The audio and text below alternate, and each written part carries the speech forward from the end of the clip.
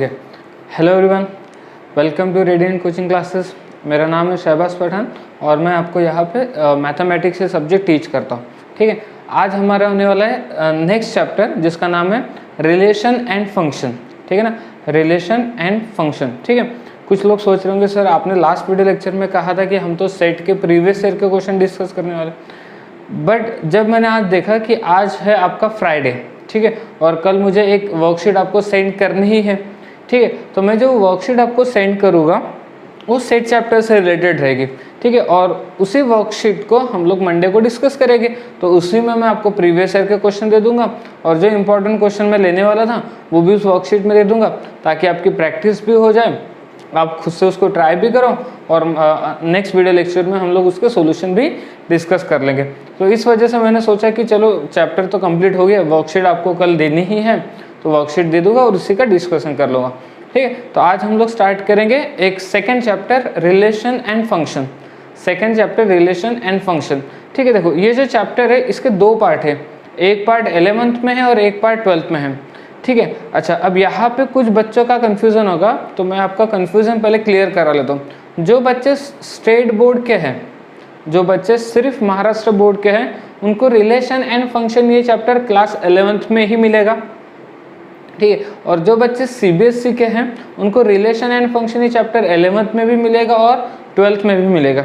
ठीक है, तो एट दी पॉइंट हम लोग सिर्फ क्लास 11 का रिलेशन एंड फंक्शन डिस्कस करने वाले। ठीक है, जब क्लास 12 का रिलेशन फंक्शन आएगा उसको तब देखेंगे। ठीक है, मतलब ये कंफ्यूज मत हो जाना कि सर क्या ये दो अलग अलग चैप्टर है क्या। अगर क्लासेस वाइज देखा जाए तो दो अलग अलग हैं, मतलब कुछ पार्ट 11th में है, कुछ पार्ट 12th में है। तो हम लोग पढ़ते टाइम भी JEE का पढ़ते टाइम भी वैसे ही पढ़ने वाले। पहले हम 11 का रिलेशन फंक्शन कंप्लीट करेंगे, जिसमें आप हो सके तो अपने टेक्स्ट बुक के एक्सरसाइज भी कंप्लीट कर पाओगे, CBSE वाले NCERT भी उसमें सॉल्व कर पाएंगे और JEE का भी डिस्कस हो जाएगा। ठीक है, तो एट द पॉइंट हम लोग क्या पढ़ने वाले, क्लास 11 का रिलेशन एंड फंक्शन डिस्कस करने वाले। ओके, ठीक है, तो स्टार्ट करते हैं रिलेशन एंड फंक्शन।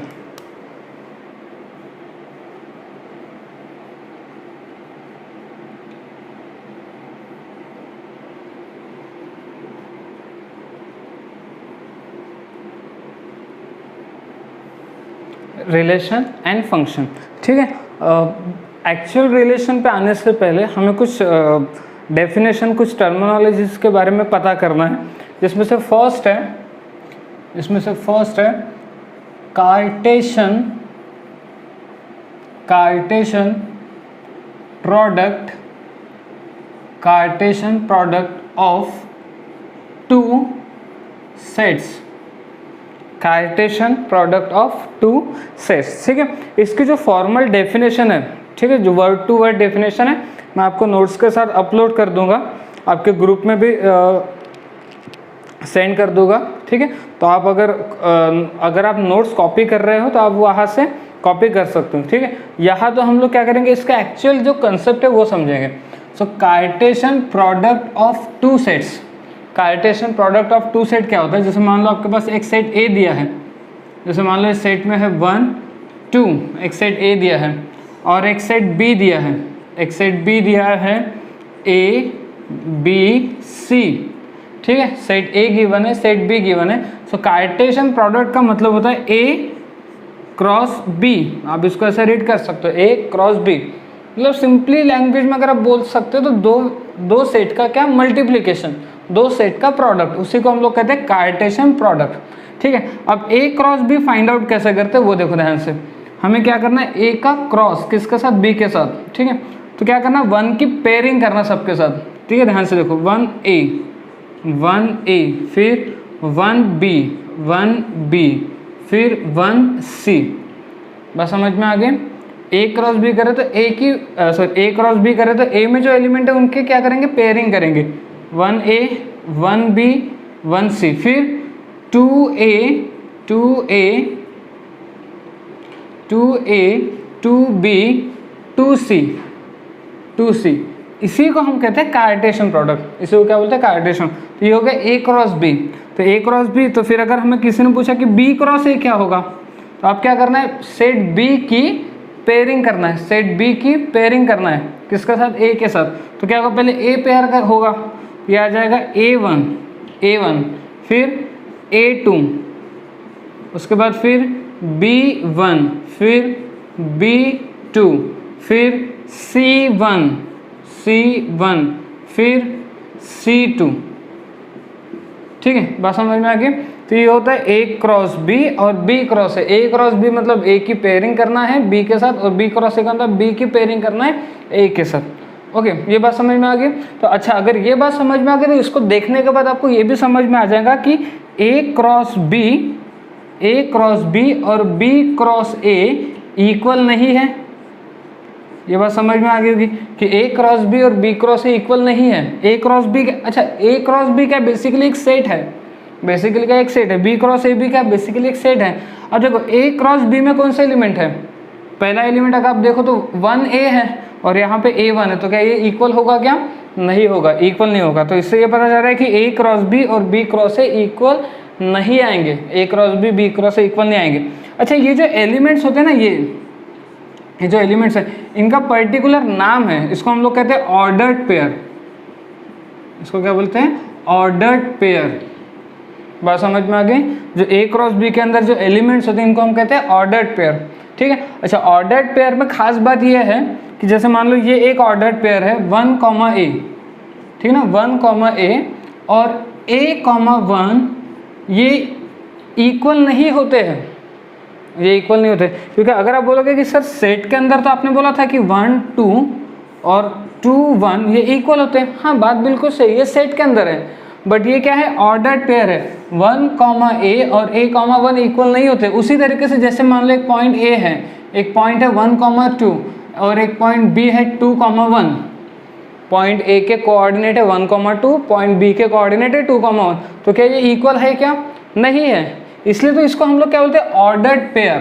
देखो ऑर्डर्ड पेयर, पहली बात तो पेयर है, पेयर मतलब दो चीज़ों का पेयर है, 1A, ठीक है ना, पेयर है। और ऑर्डर फॉर्म में यानी 1A एक अलग ऑर्डर्ड पेयर होगा और A1 एक अलग ऑर्डर्ड पेयर होगा। उसी वजह से A क्रॉस B और B क्रॉस A भी कैसे आते हैं, नॉट इक्वल आते हैं।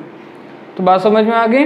A क्रॉस B और B क्रॉस A कैसे फाइंड आउट करना है। A क्रॉस B अगर बोला जाए तो A में जितने भी एलिमेंट है सबकी पेयरिंग करते जाना है B के साथ। B क्रॉस A बोला तो B में जितने एलिमेंट है उनकी पेयरिंग करना है A के साथ, ठीक है ना। ये आप बोल सकते हैं कि ये पहला नोट हो जाएगा कि A क्रॉस B और B क्रॉस A इक्वल नहीं होता है करके। इसे हम लोग क्या बोलते हैं, ऑर्डर्ड पेयर। इसे क्या बोलते हैं, ऑर्डर्ड पेयर। ये होता है ऑर्डर्ड पेयर। जैसे ये सारे एलिमेंट्स, इन सभी एलिमेंट्स को हम लोग क्या बोलते हैं, ऑर्डर्ड पेयर। इन सभी एलिमेंट्स को क्या बोलते हैं, ऑर्डर्ड पेयर। और ऑर्डर्ड पेयर जैसे ये वाला है A, 2 और 2, A, ये इक्वल नहीं होते हैं, ये इक्वल नहीं होते। यहाँ तक बात समझ में आ गई। ओके, अगर मान लो कि दो ऑर्डर्ड पेयर है, एक ऑर्डर्ड पेयर है AB, एक ऑर्डर्ड पेयर है AB और एक ऑर्डर्ड पेयर है MN। दो ऑर्डर्ड पेयर है। अब किसी ने हमको जबरदस्ती बोल ही दिया कि ये दोनों इक्वल है, ठीक है। मैं तो यहाँ बोल रहा हूँ कि 1, A और A, 1 इक्वल नहीं होते, दो ऑर्डर्ड पेयर इक्वल नहीं होते। बट कोई बहुत ही आइडियल इंसान है और जो बोलना चाहता है कि हाँ ऑर्डर्ड पेयर AB और ऑर्डर्ड पेयर BM ये दोनों इक्वल ही है, तो फिर मैं बोलूँगा अच्छा ठीक है, तुम बोल रहे हो ना इक्वल है तो ठीक है। तो अगर ये दो ऑर्डर्ड पेयर इक्वल है तो फिर ये एलिमेंट और ये एलिमेंट इक्वल रहा होगा, यानी A और M की वैल्यू इक्वल रही होगी, ठीक है। B और M इक्वल रहा होगा, B और N इक्वल रहा होगा। बात समझ में आ रही है। तो अगर दो ऑर्डर्ड पेयर इक्वल है तो उनके रिस्पेक्टिव एलिमेंट, जैसे ये पहले वाला एलिमेंट इस पहले वाले के साथ और सेकंड वाला एलिमेंट इस सेकंड वाले के साथ कैसा रहेगा, इक्वल होगा, तभी दो ऑर्डर्ड पेयर इक्वल होंगे। ओके, ठीक। तो अभी हमने दो चीज़ें सीखी कि A क्रॉस B और B क्रॉस A, यानी दो सेट का कार्टेशियन प्रोडक्ट कैसे निकाला जाता है। उसके बाद दूसरी चीज़ क्या सीखी हमने कि ऑर्डर्ड पेयर क्या होते हैं, ठीक है ना, ऑर्डर्ड पेयर किसको बोला जाता है। फिर तीसरी चीज़ भी हमने ये सीखी कि A क्रॉस B और B क्रॉस A इक्वल नहीं होते हैं, A क्रॉस B और B क्रॉस A इक्वल नहीं होते। चौथी चीज़ हमने सीखी कि दो ऑर्डर्ड पेयर तभी इक्वल होंगे जब उनके रिस्पेक्टिव एलिमेंट इक्वल आ जाएंगे, ठीक है।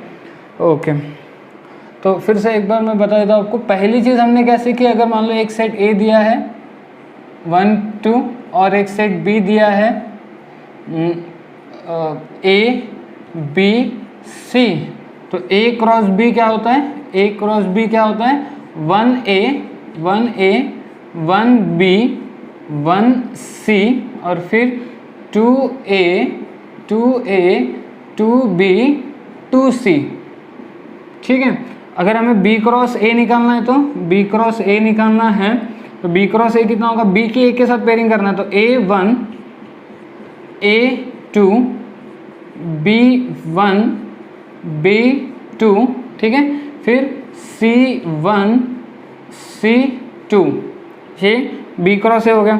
इसमें हम दूसरा पॉइंट ये बोल सकते हैं कि यहाँ से हमें पता चल रहा है कि A क्रॉस B और B क्रॉस A इक्वल नहीं होते हैं, ठीक है। तीसरी चीज़ हमने ये सीखी कि ये जो एलिमेंट्स है जैसे 1, A 1, B, इन सभी को हम लोग क्या बोलते हैं, ऑर्डर्ड पेयर। इसको क्या बोलते हैं, ऑर्डर्ड पेयर। बात समझ में आ गई। जैसे कि अब चौथी बात हमने ये सीखी फिर कि ऑर्डर्ड पेयर 1, A और ऑर्डर्ड पेयर A, 1 इक्वल नहीं होते हैं, ठीक है ना। आप इसको ऐसे रिलेट कर सकते हो, जैसे एग्जांपल के तौर पे एक पॉइंट A है 1, 2 और एक पॉइंट B है 2, 1 के दोनों पॉइंट इक्वल है क्या, नहीं है। ये दोनों पॉइंट इक्वल नहीं होते क्योंकि कार्टेशियन प्लेन में इसकी पोजीशन और कार्टेशियन प्लेन में इसकी पोजीशन अलग होगी। उसी तरीके से ऑर्डर्ड पेयर A, 1 और 1, A और A, 1 इक्वल नहीं होंगे। पांचवी चीज़ हमने ये सीखी कि अगर कोई हमें कहता ही है कि दो ऑर्डर्ड पेयर इक्वल है, एक ऑर्डर्ड पेयर AB और एक ऑर्डर्ड पेयर MN अगर इक्वल है तो ये तभी पॉसिबल है, ये ऑर्डर्ड पेयर AB और ऑर्डर्ड पेयर MN तभी पॉसिबल है जब A और M इक्वल होंगे, ठीक है, और B और N इक्वल होंगे, ठीक है। इतना समझ में आ गया? हाँ, तो कोई डाउट? ओके। छठवीं चीज़ देखते हैं, 6th point, number of elements in A cross B। A cross B के अंदर कितने एलिमेंट्स आएंगे? तो आप ध्यान से देखो, आप यहाँ पे देखो A क्रॉस B के अंदर कितने एलिमेंट्स आ गए, ये पहला एलिमेंट, दूसरा एलिमेंट, तीसरा एलिमेंट, चौथा एलिमेंट, पांचवा एलिमेंट, छठवां एलिमेंट, ठीक है। अच्छा, B क्रॉस A के अंदर कितने एलिमेंट्स आ गए, 1 2 3 4 5 6 एलिमेंट आ गए।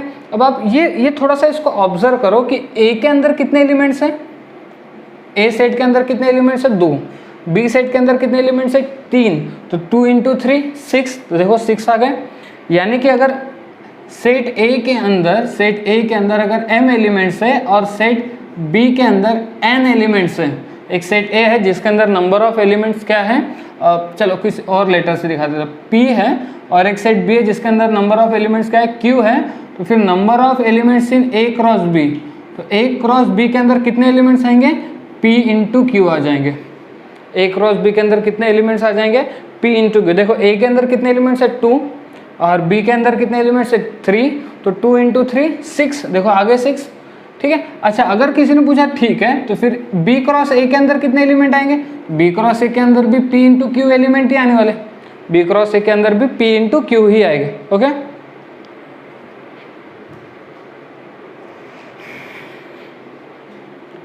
या तो बात समझ में आ गई, A क्रॉस B के अंदर भी P × Q और B क्रॉस A के अंदर भी P × Q ही एलिमेंट्स आएंगे। आई होप कि ये सारे पॉइंट्स आपको क्लियर हो रहे हैं, पहला पॉइंट, दूसरा पॉइंट, तीसरा पॉइंट, चौथा पॉइंट, पांचवा, छठवां पॉइंट्स, ठीक है, ओके।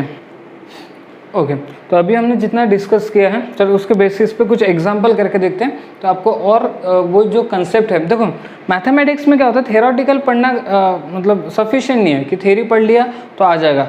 कभी कभी क्या होता है, न्यूमेरिकल सॉल्व करके भी थ्योरी का नॉलेज आ जाता है, ठीक है ना। कभी कभी ऐसा होता है कि थ्योरी पढ़ने के बावजूद हमको समझ में नहीं आती है, बट उसी से रिलेटेड अगर न्यूमेरिकल सॉल्व करते तो चीज़ें और अच्छे से क्लियर हो जाती है, ठीक है। अब यहाँ पे देखो क्या बोला, एक ऑर्डर्ड पेयर दिया है हमें, एक ऑर्डर्ड पेयर दिया है x + 3, 4 - y, और ये ऑर्डर्ड पेयर किसके इक्वल में है, 1, 7 के इक्वल में है। तो हमें पूछा गया कि x - 3 ordered pair x - 3 4 + y के लिए क्या होगी। अच्छा, ऑलरेडी बोल के रखा है कि ये ऑर्डर्ड पेयर और ये ऑर्डर्ड पेयर दोनों इक्वल है। अच्छा, दो ऑर्डर्ड पेयर अगर इक्वल है तो इसका क्या मतलब होता है कि उसका पहला एलिमेंट इक्वल होगा और सेकंड एलिमेंट इक्वल होगा, यानी कि x + 3 की वैल्यू 1 के बराबर में होगी, x + 3 की वैल्यू 1 के बराबर में होगी, तो x कितना आ जाएगा, -2 आ जाएगा। और यहाँ से पता चला कि 4 - y की वैल्यू 7 के बराबर में होगी, तो यहाँ से y कितना आ जाएगा, ये इधर गया, -3 आ गया। समझ में आ गया, x + 3 की वैल्यू 1, 3 शिफ्ट किया तो -3 होगा, 1 - 3 -2, x की वैल्यू होगी -2, 4 minus y is equal to 7 है, माइनस वाई को उधर प्लस वाई, 7 इधर तो -7, तो y की वैल्यू कितनी आ गई -3। तो हमें क्या फाइंड आउट करना है, हमें फाइंड आउट करना ऑर्डर्ड पेयर x - 3 4 + y।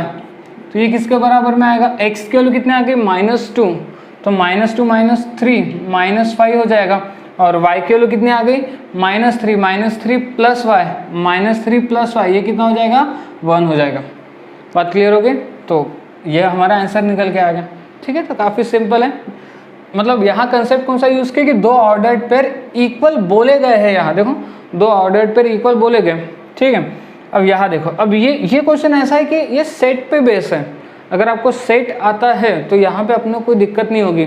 अगर आप में से कोई ऐसा स्टूडेंट है जो आज ये फर्स्ट टाइम देख रहा है ये वीडियो लेक्चर, तो उससे पहले रिक्वेस्ट है कि आप सेट के सारे वीडियो लेक्चर अच्छे से देख लो, क्योंकि बिना सेट के रिलेशन पढ़ना आपके लिए मुश्किल हो जाएगा। ठीक है, ओके। तो नेक्स्ट क्वेश्चन पे आते हैं। ए दिया है, बी दिया है, सी दिया है, और हमें क्या फाइंड आउट करना है, ए माइनस सी का क्रॉस बी माइनस सी के साथ, ए माइनस सी का क्रॉस बी माइनस सी के साथ। तो पहले तो मुझे ए माइनस सी फाइंड आउट करना होगा। आपको पता है ए माइनस सी हमने निकालना सीखा था। ए माइनस सी कैसे निकालते हैं, ए में से सी को हटाते हैं। तो सी के कौन से एलिमेंट ए में है, तो 2 दिख रहा है, तो यहाँ से कौन हटेगा 2 हटेगा, कौन बचेगा 1 4।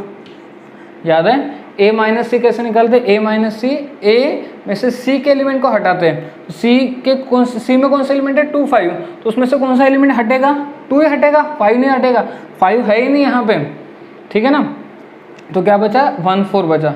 ठीक है, ओके। फिर उसके बाद बी माइनस सी, तो बी माइनस सी, बी में से सी हटेगा, तो सी के कौन सा एलिमेंट बी में है, सी का कौन सा एलिमेंट बी में है 2 है, तो 2 भी हटा, 5 है 5 भी हटा, तो बी में क्या बचा 4। क्लियर हुई बात। बी माइनस सी यानी क्या करना है, बी में से सी के एलिमेंट को उड़ा देना है, बी में से सी के एलिमेंट को उड़ा दो। तो सी के कौन सा एलिमेंट है 2, तो 2 भी उड़ा, 5 है 5 भी उड़ा, तो कौन बचा 4 बचा। अब हमें क्या करना है, ए माइनस सी का क्रॉस करना है बी माइनस सी के साथ।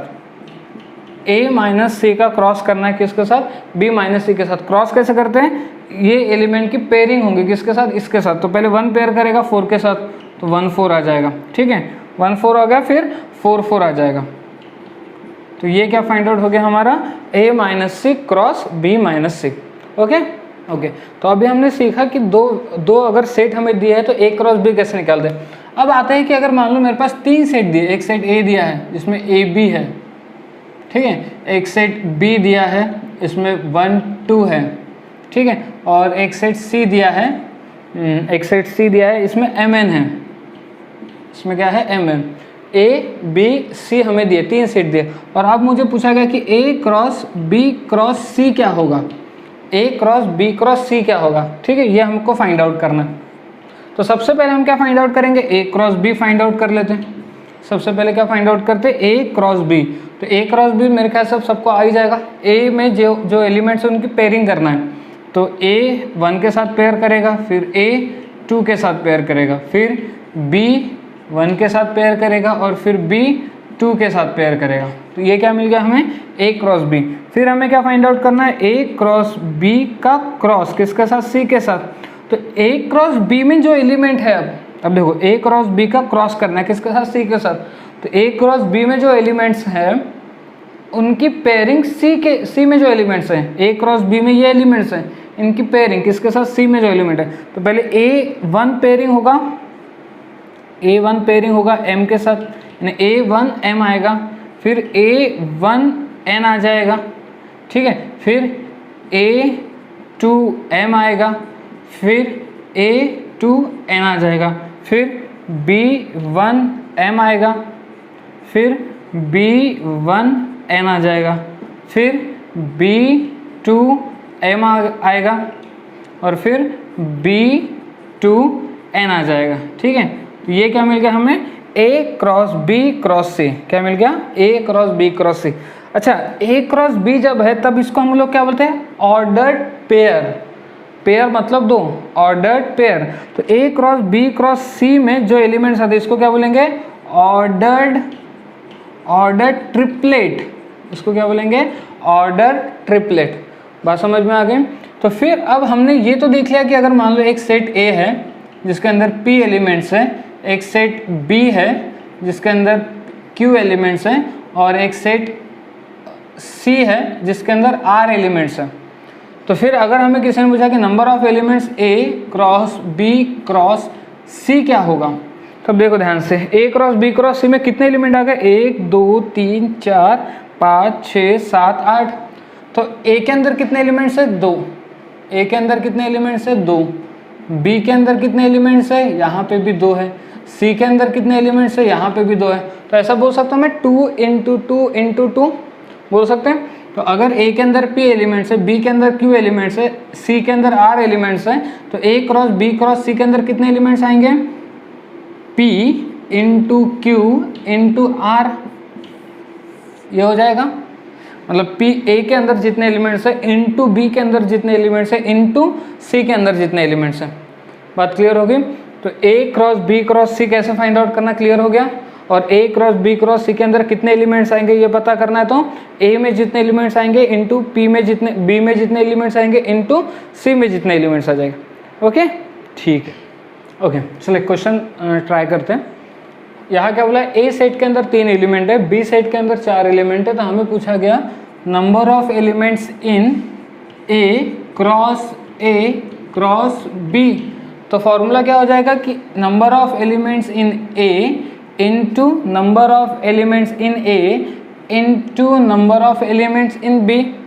अभी याद है आपको, 3 इसमें था A B C में, तो A में जितने एलिमेंट है P इंटू B में जितने एलिमेंट है Q इंटू C में जितने एलिमेंट है R। याद है फॉर्मूला। तो A में जितने एलिमेंट्स यानी number of elements in A into again A में जितने elements number of element in A into number of elements in B। तो number of elements in A 3 into number of elements in A 3, number of elements in B 4।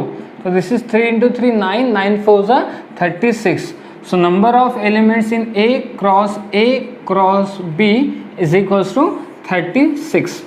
Okay, clear है इतना? All right. Next question पे आते हैं। Next question भी काफ़ी simple है, सिर्फ आपका कंसेप्ट बहुत क्लियर होना चाहिए।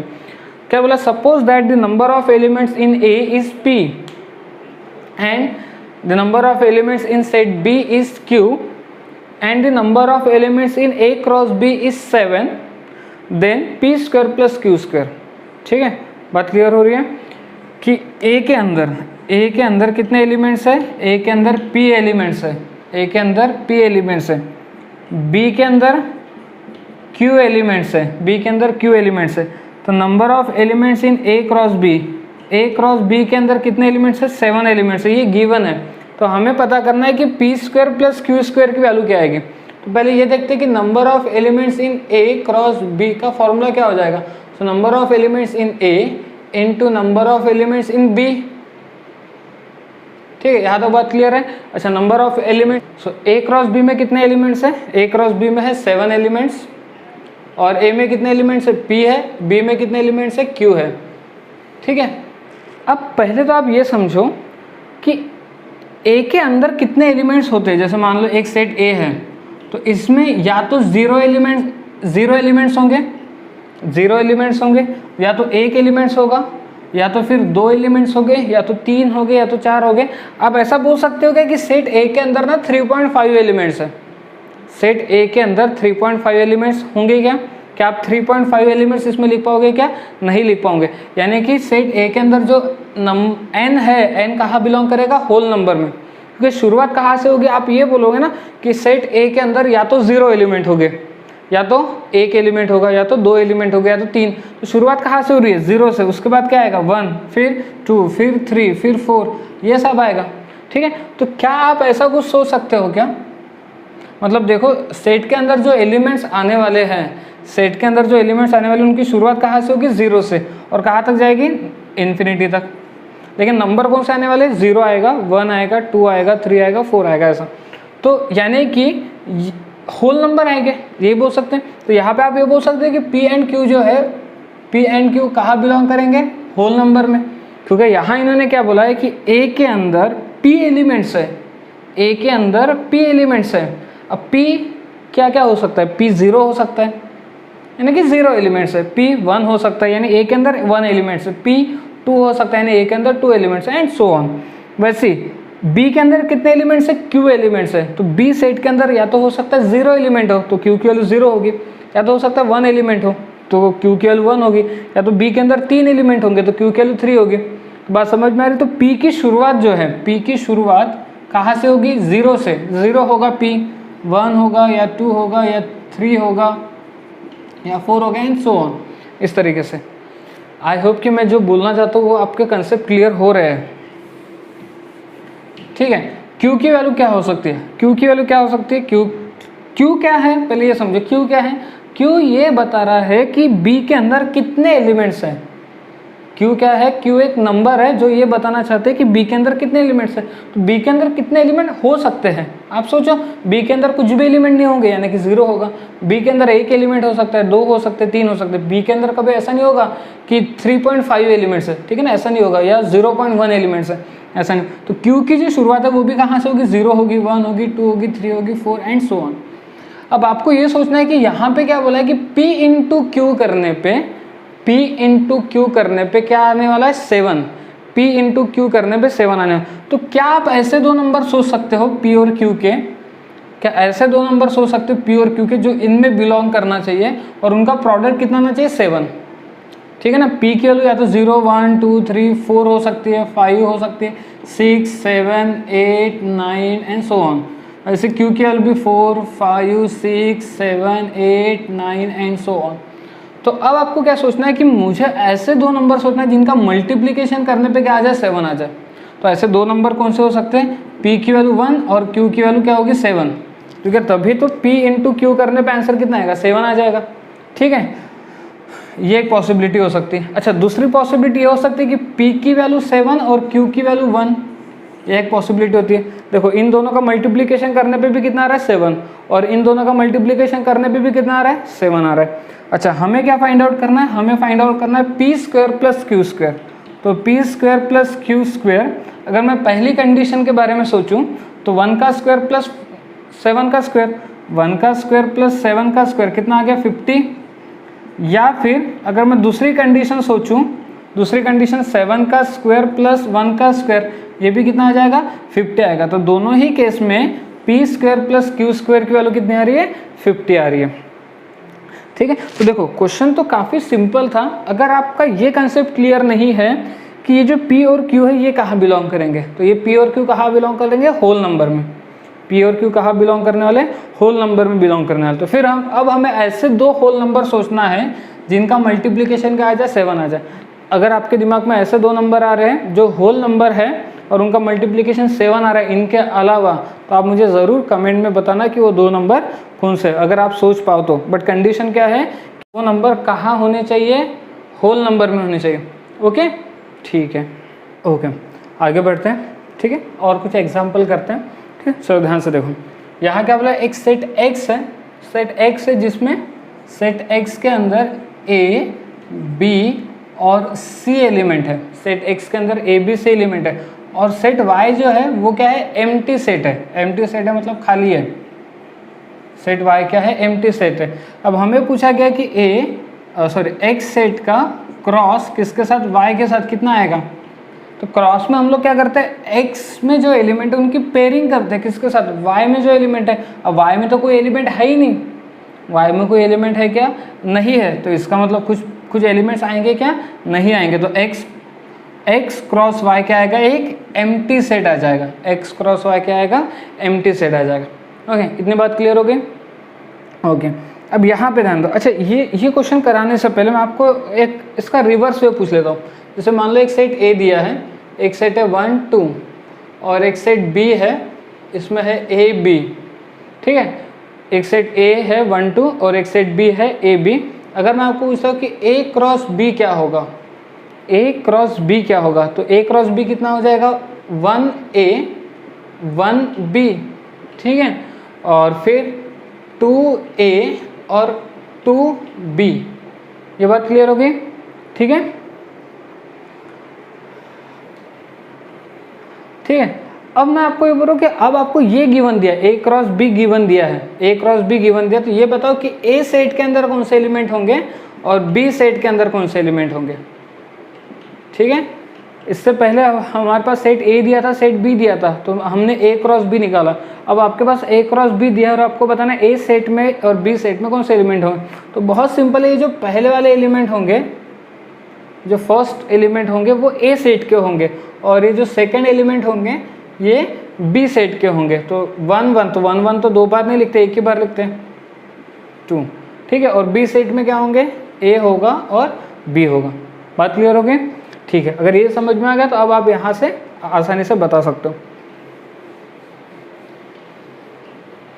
ठीक है। यहाँ क्या बोला, ए क्रॉस बी, ए क्रॉस बी के अंदर कौन से एलिमेंट है, पी क्यू एलिमेंट है, पी आर एलिमेंट है, एम क्यू एलिमेंट है और एम आर एलिमेंट है, ठीक है, ए क्रॉस बी के अंदर। और हमें पूछा गया कि फिर सेट ए में और सेट बी में कौन से एलिमेंट होंगे। तो सेट ए में और सेट बी में कौन सा एलिमेंट लाई करेंगे। तो जैसे कि हमें पता है पहले वाला एलिमेंट कहाँ लाई करेगा, ए सेट के अंदर। अब पी 2 बार लिखेंगे क्या, नहीं, क्योंकि सेट के अंदर कोई भी एलिमेंट हम रिपीट नहीं करते। और ठीक है, पी लिख लिया। फिर उसके बाद क्यू भी आएगा, सॉरी क्यू नहीं आएगा, पी आ जाएगा। पहले वाला एलिमेंट सेट ए में आता है ना, फर्स्ट एलिमेंट पी, एम तो एक ही बार लिखा जाएगा। तो ए सेट के अंदर कौन से एलिमेंट आएंगे, पी और एम। बी सेट के अंदर सेकेंड एलिमेंट आएंगे, क्यू आ जाएगा, आर आ जाएगा, क्यू आएगा लेकिन क्यू ऑलरेडी लिखा है, आर आएगा, आर भी ऑलरेडी लिखा है। तो देखो सेट ए के अंदर कौन से एलिमेंट आ गए, पी एम, और सेट बी के अंदर कौन से एलिमेंट आ गए, क्यू आर, ठीक है। बात क्लियर हो गई। तो ये पहले क्वेश्चन क्या कहता है कि अगर एक सेट ए बी सी है, एक सेट एम टी है, तो दोनों का क्रॉस भी क्या आएगा, एम टी आएगा। और दूसरा क्वेश्चन क्या कहता है कि अगर आपके पास ए क्रॉस बी दिया है, तो ए और बी अगर मुझे सेपरेट आउट करना है, तो जो फर्स्ट एलिमेंट है, फर्स्ट एलिमेंट वो कहाँ लाई करेंगे, सेट ए के अंदर, और सेकेंड वाले एलिमेंट कहाँ लाई करेंगे, सेट बी के अंदर लाई करेंगे। ओके, नेक्स्ट क्वेश्चन पे आते हैं। अब नेक्स्ट क्वेश्चन को ध्यान से देखना, ठीक है, बहुत इंपॉर्टेंट क्वेश्चन है और थोड़ा सा आपको लगेगा कि यार थोड़ा सा अलग क्वेश्चन है, ठीक है, थोड़ा टेढ़ा क्वेश्चन है।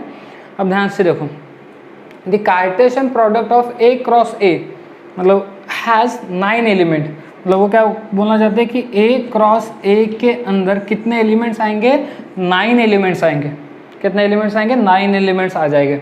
ओके, 2 ऑफ विच आर, और इसमें 9 एलिमेंट्स आने वाले, उसमें से 2 एलिमेंट ये हैं, मतलब एक एलिमेंट है -1, 0 और एक एलिमेंट है 0, 1, ठीक है। तो कितने एलिमेंट बचे, अब 7 एलिमेंट बच गए, क्योंकि ए क्रॉस ए के अंदर कितने एलिमेंट्स आने वाले, 9, ए क्रॉस ए के अंदर 9 एलिमेंट्स आने वाले, जिसमें से 2 एलिमेंट आपको ऑलरेडी पता है, 2 एलिमेंट ऑलरेडी पता है। तो अपने को पूछा गया the remaining elements of A cross ए, तो रिमेनिंग एलिमेंट्स क्या होंगे।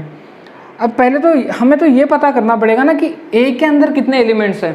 ए क्रॉस ए पता करने के लिए देखो, ए अगर मान लो मुझे ए के अंदर पता है कि 3 एलिमेंट हैं, ठीक है, तब जाके मैं ए क्रॉस ए तो आसानी से निकाल सकता हूँ, क्योंकि मुझे पता होना चाहिए ए के अंदर कितने एलिमेंट्स हैं। तो यहाँ पे ऐसा कुछ गिवन ही नहीं है, देखो, इसलिए ये क्वेश्चन थोड़ा सा टेढ़ा है।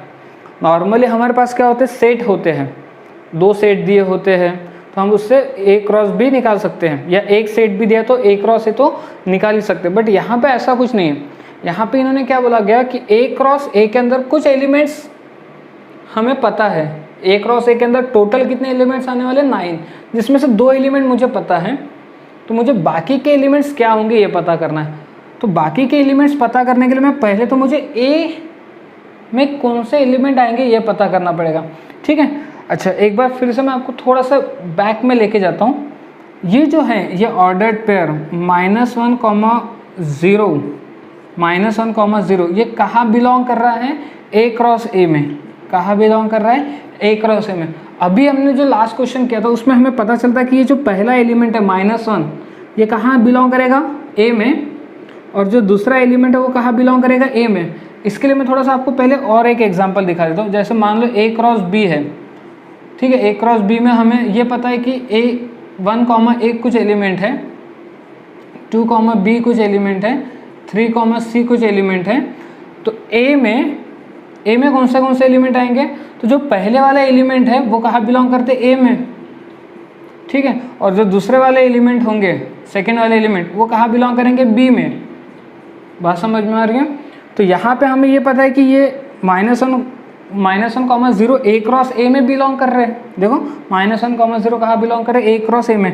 तो जो ए है ए में, ये -1 है, ये -1 ये कहाँ बिलोंग करेगा, ए में, और ये 0 कहाँ बिलोंग करेगा, ये भी ए में बिलोंग करेगा।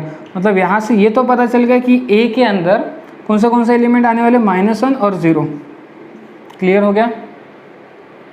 एक बार फिर से देख लो, ये समझ में आ गया सबको कि ए क्रॉस बी में अगर मान लो 1 कॉमा ए, 2 कॉमा बी और 3 कॉमा सी है, तो ए में तो जो फर्स्ट वाले एलिमेंट रहेंगे वो ए में बिलोंग करेंगे और सेकंड वाले एलिमेंट कहाँ बिलोंग करेंगे, बी में बिलोंग करेंगे।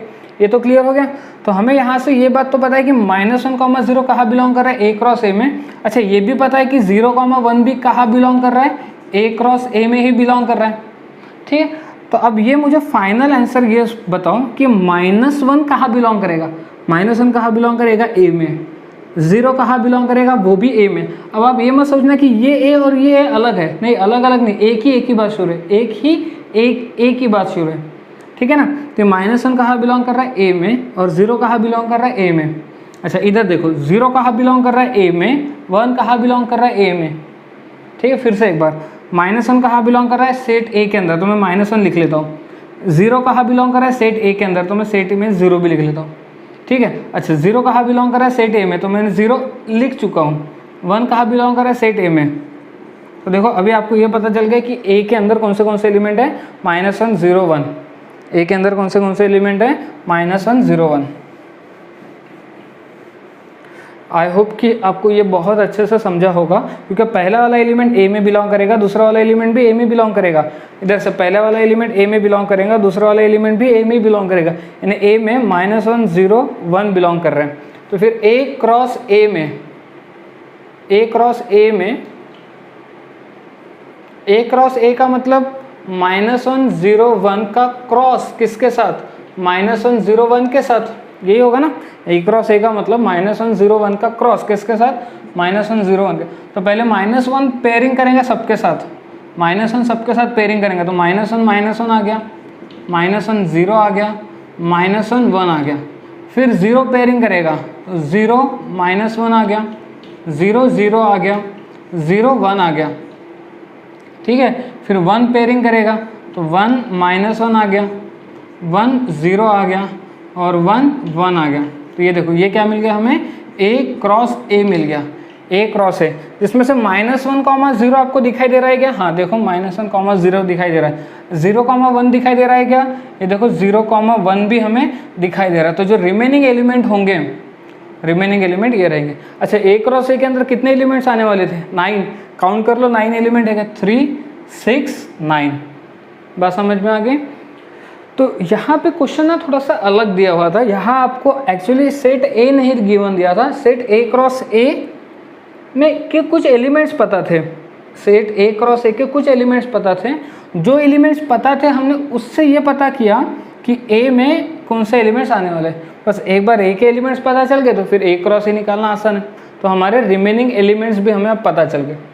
ठीक है, आई होप कि आपको इतना क्लियर हो गया होगा। ओके, तो ठीक है बच्चों, आज हम लोग देखो एक्चुअली हमारे चैप्टर्स का नाम क्या था, रिलेशन एंड फंक्शन। ठीक है ना, रिलेशन एंड फंक्शन। पर अब तक हम रिलेशन पे आए ही नहीं।